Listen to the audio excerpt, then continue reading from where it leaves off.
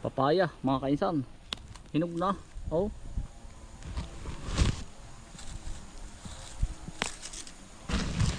Oh ah.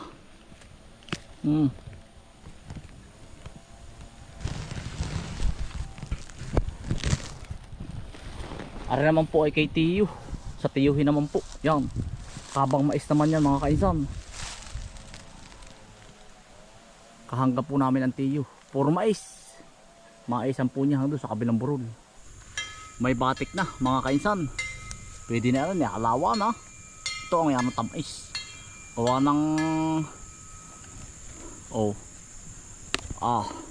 paano hindi po tatamis? Ay naay may langgam. Ara naman po ay sa makalwa. 2 araw pa.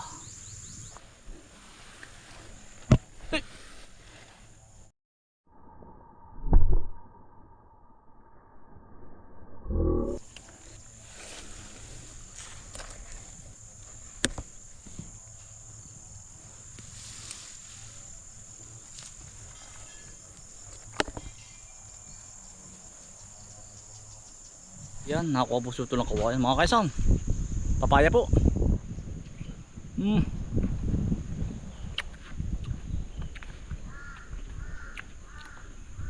Paborito ko po.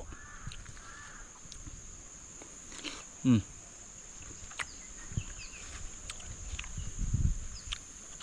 sarap po.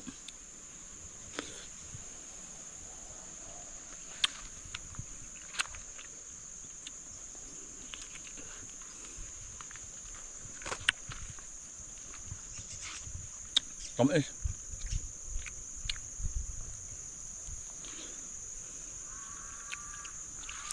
Nakain ko po yung buto. Gamot daw po yung kakain po.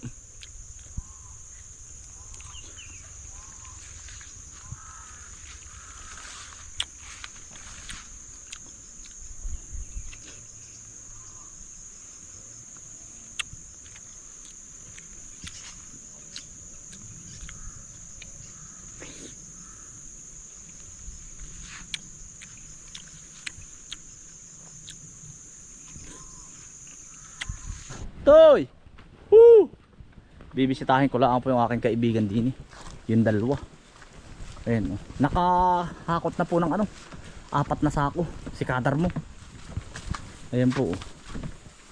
Ito ang kukuhanin po namin ay 30,000 na puno po ng kamote. Yan. Yan sinutoy. Tawtoy. Puro kamote naman po tayo. Sana po iswertihin. Pandibelo po doon sa amin lugar ito. Yung ating tutubuin po dito.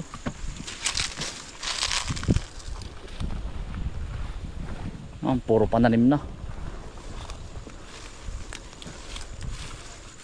Pagkadami ito yan na pa rin ito yan. Marami pa rin natin makukuha may pagpipilian pa Sabi ko na wala si Richard din isa nga.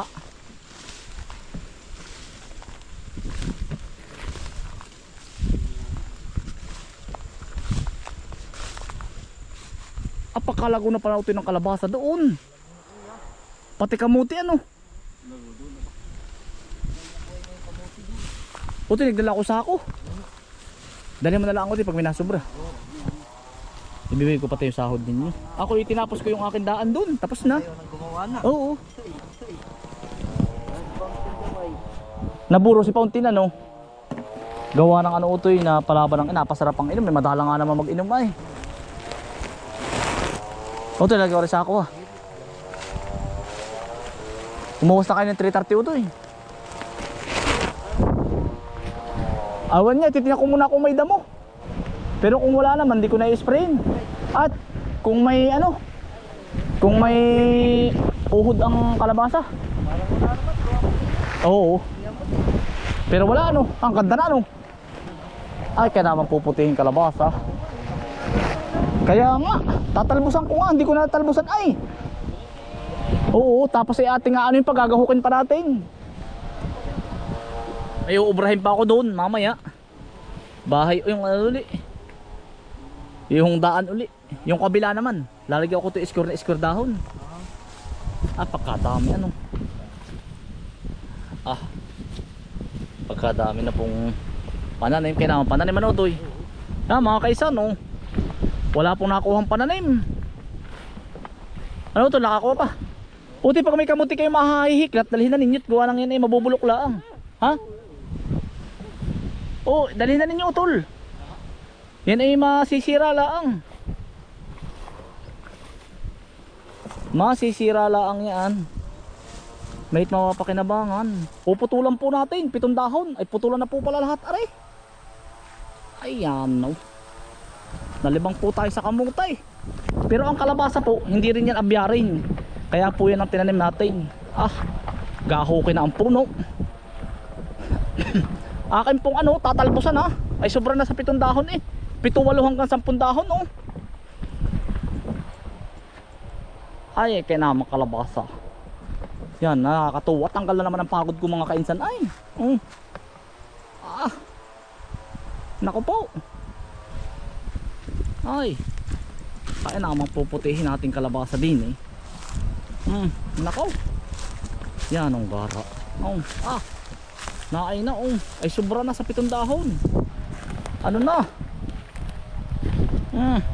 Ahon din tayo mga kaisa ng bundok. Titingnan natin yung ating kalabasa pa dun. May mga kalabasa pa rin dun tayo. Yung huling tanim. Pag po ito mga kaisa inabulaklak na, ililipat ko na po dito. Ay mga kainsan, dadalhin natin yung ating lukot. Yan po yung magsisilbing mag-aano sa kanyang bulaklak.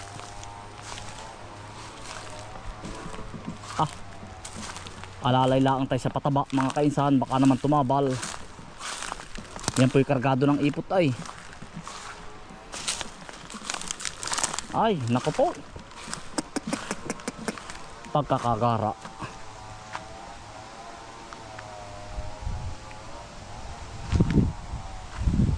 Matatabas na rin po pala aray mapapagamasan ko na. Isang gamas lang po ito. At ang kalabasa mga kainsan, pero pag wari ko mag-iinit na, hindi ko na siya masyadong pagagamasan. Gawa ng ang gusto po ng kalabasa medyo madamo para po malamig. Pasamer na eh. Ari po yung huling tanim ng kalabasa, humabol pa rin gagara pa rin pala na rin. Huling tanim ay humabol din gumanda rin. Kaya naman pong talbos ang makukuha natin, igigisa po. Ayan huling tanim ng kalabasa. Ay ang kamuti pala natin. Yan ang ganda na rin po ng kamuti. Update lang mga kainsan. Nakagapang na rin po yung ating kamuti Iikot na rin mga kainsan, iikot na.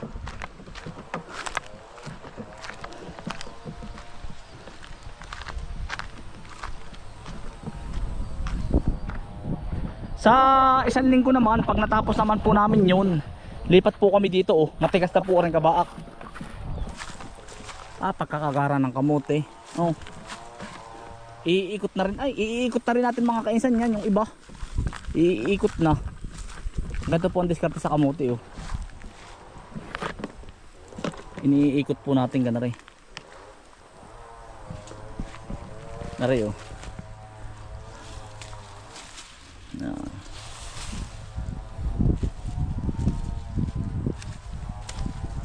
mga ilang buwan pa pwede na rin po itong panalbusan. Ikot lang po ganun para po hindi umalis. Mamaya po mag-iikot din tayo.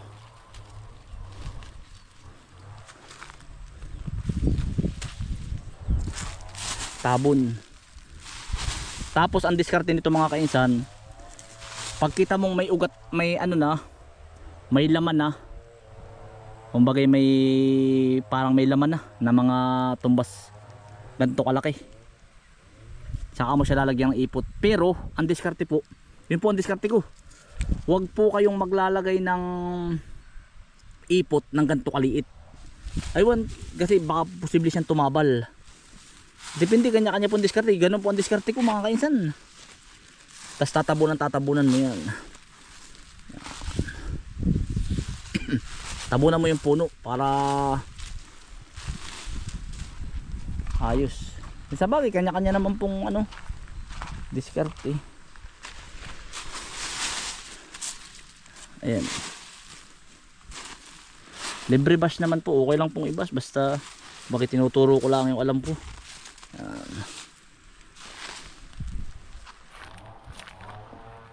Are pong labak, magaganda na rin. Kaya lang mga kainsan, siya ay tabon na ang tabon na ang puno. Patatabunan po natin. Kailangan po ng 2 tao magtatabon. Ayan po, tabon na po siya. Maganda rin, humabol din po rin labak. Humabol ganda.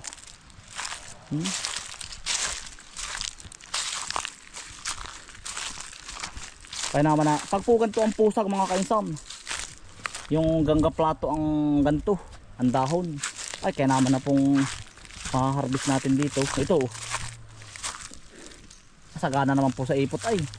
Sawa po ito sa ipot.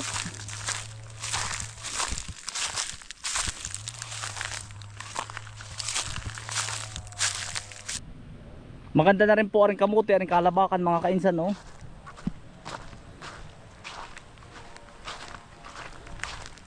Maganda na rin po. Ay, naglaga yung dalawa ng mga kainsan, no? Kamuti po at saka saging. Yung dalawa po na muna nalbos. Yung kaibigan po natin. Nai po. Saging. Sarap.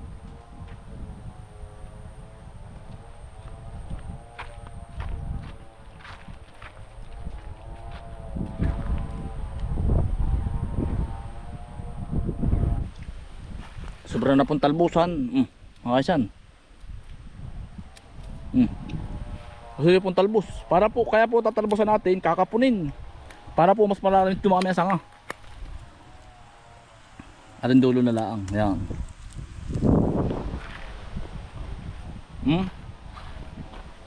Pareho. Yan mga kaisan, sinong gustong may talbos?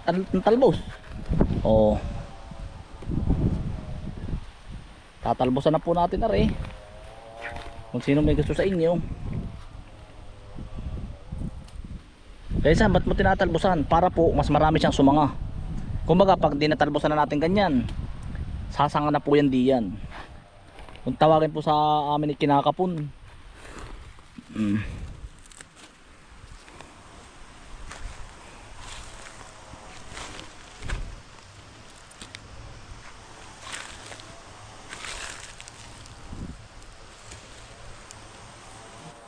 Yan, ang sarap igisa nito mga kaisan. Ginisa.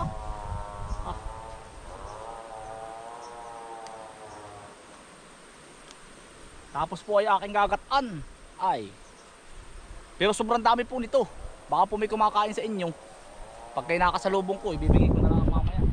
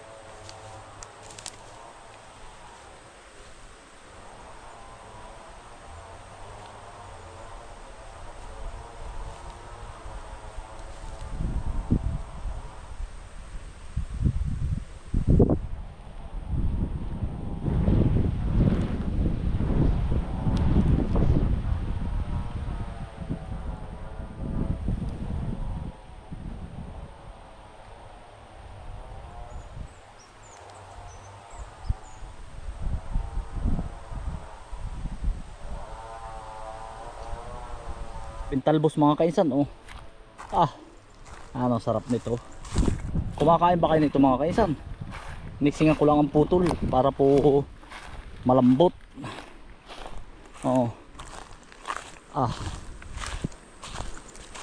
Pagkakahusay dito. Sabi nga, ay, Bigay saging. yan, yan. Yun yung saging na nasa pilapil ano tol. Abot na abutan pa ninyo ano. Yan. Dahil nyo natin pauwi rin sa ano kamuti. Kumuha pa kayo doon, kuya. Kako din nabakatin nyo dun. Yan. Ano nakakuha mo tol? Dami ka. Ako, utang mo dyan. Ah, bigay sila hayo. Nandun. Dagdagan ninyo utoy. Kaya ba tinakain ng kanari utoy? Oo yun. Hoy. Ako kay Mitchad. Oh. Hindi binabalatan pa. Marami pa doon. Binabalatan pa yan. Oo. Hindi ako marunong magluto niyan. Binabalatan Yan, pa yan. Mitchad. Diyan to. Dadagdagan ko pa oh. Meron pa ako doon. Kala ko Hati kami ni Ace. ganyan na. Hati kami ni Istin, marami pa doon. Kasi na ba ito yan? Hati tayo utol doon. Yung akan ibibigay ko kay nanay. Init. Hindi binabalatan. Ang sarap niyan utoy, masarap niyan. Babalatan mo muna ganyan. Sa isa. Yan. Pero hindi Kala ko pa. ganyan. Pag murain naman ay pwede na yung hindi. Oo nga. Nalinda ko yan. Ang kati. Ha? Ang kati. Hindi. Kakamutin. May kamay daw ano. Oh, kamuti po. Paiga. Naiga. Hindi na ako nakatulong din yan. Oh. Daming talbos mga kaisan oh. Bukas ko po ulit. Tatalbosan yung iba.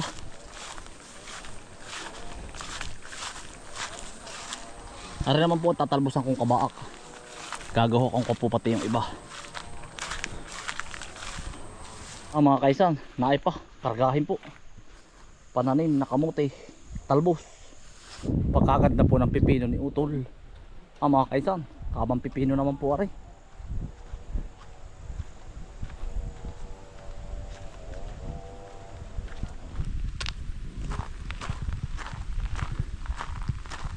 Oh, Supi.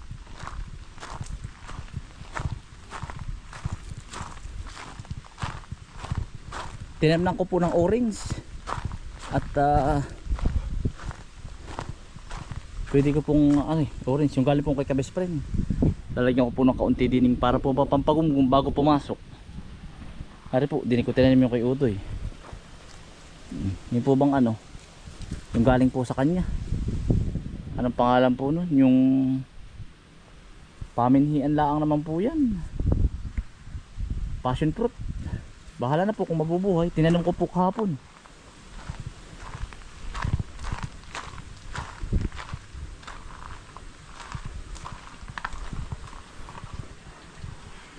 Silip muna mga kainsan.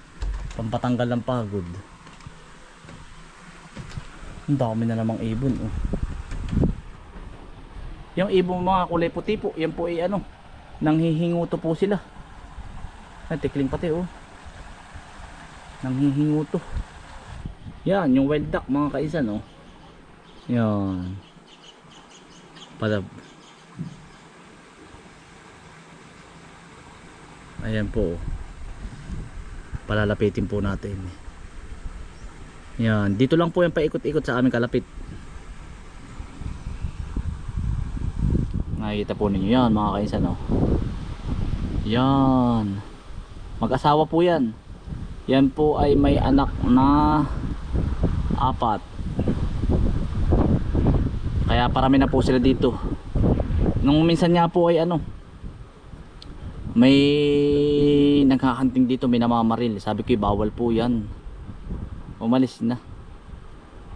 Hindi naman sa siyempre mga kaisan ay kumbaga dito lang naman sa area namin yan di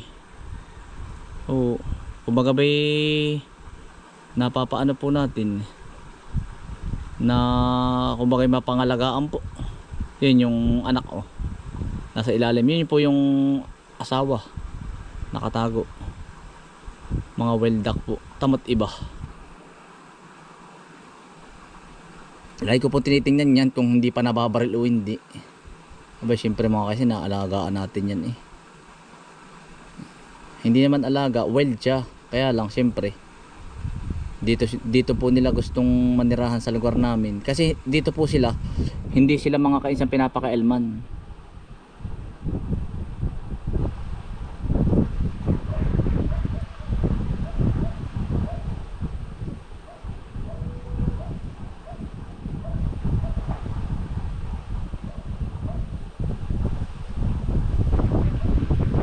Ayan po.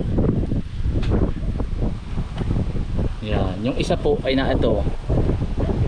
Yan. Ayan po siya.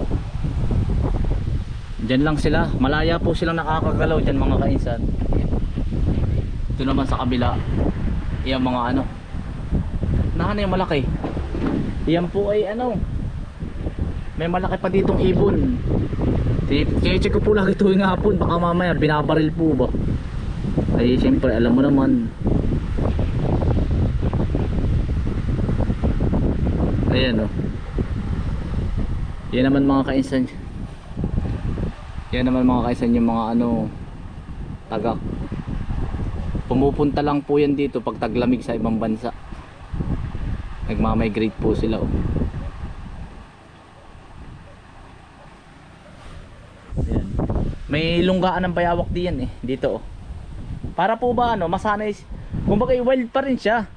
Pero gusto namin masanay siya sa, kumbaga pag may bisita dito, makikita po ninyo bayawak. Nahahapon minsan doon sa bato. Oh. Kaya naano ko kasi yung sa ibang bansa mga kainsan, di nila kinakain. Sa Pilipinas pinupulutan. Aw, yan dami mga magiinom ah. Ay lalo yung wild duck na yun. Ay kung hindi po natin ano, okay po pag napapunta po siya dito sa aming area. Ligtas po sila. Tikling, bayawak.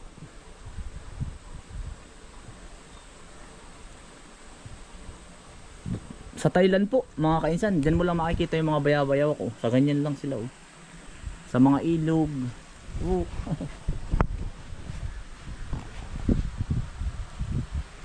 Yan mga kainsan, maraming salamat po sa inyong pagsama. Mag-aano naman po tayo, tatanim po din eh.